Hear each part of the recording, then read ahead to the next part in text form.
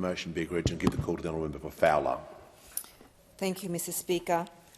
Unlike many people in this House, I believe I can speak from a very lived experience of being a refugee and being processed in offshore detention centres.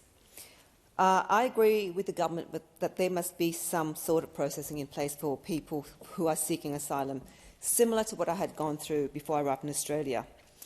I spent 4 years in refugee camps, Hong Kong camps, Philippine camps, waiting to be processed, waiting for a new life, waiting for safety.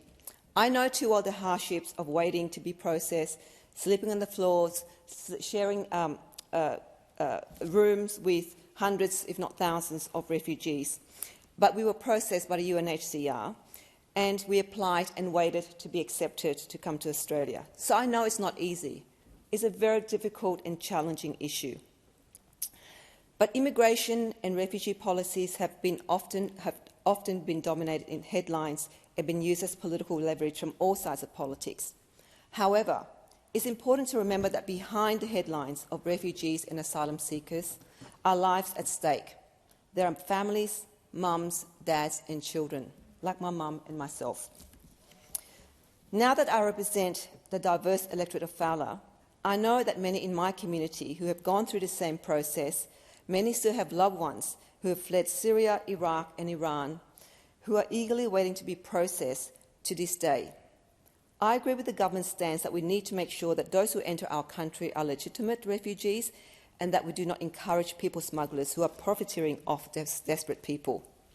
But I do question the government's decision to sign a $420 million contract with an American prisons company to run a garrison and welfare on the island. This company, I believe, the Management and Training Corporation, has also been previously accused of gross negligence and security failures. There has to be other solutions and models for processing people who are seeking asylum. The Caldor Centre for International Refugee Law says it costs $3.4 million to hold someone offshore on Nauru. The Refugee Council of Australia suggests offshore processing has costed the government $9.65 billion from July 2013 to the 2022 financial year. I support some form of processing, but in a fair way, because we do need to ensure genuine refugees can get the opportunity to be resettled. Continuing to use Nauru for offshore detention in its current state to keep 65 people who I believe have been in detention for a long time, up to nearly 10 years, just does not make sense. The government has told us that those left on the island either don't qualify as refugees or they have been flagged as some sort of risk.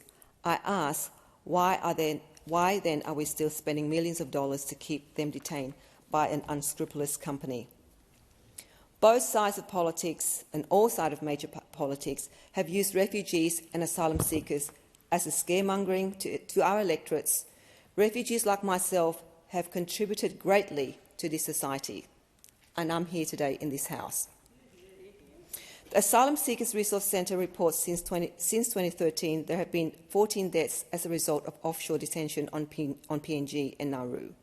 There is overwhelming documentation of serious abuses, including child sexual abuse, medical negligence and high levels of self-harm under the offshore detention system. This is costly to our economy at a time when many Australians are facing a cost of living crisis. The government has had since October to find a better solution. I don't believe redesignating Nauru as an offshore processing is the way to go. I ask that the government really consider a new model and a new way to process asylum seekers. Thank you. The question is the motion be agreed to and I give the call to the honourable member for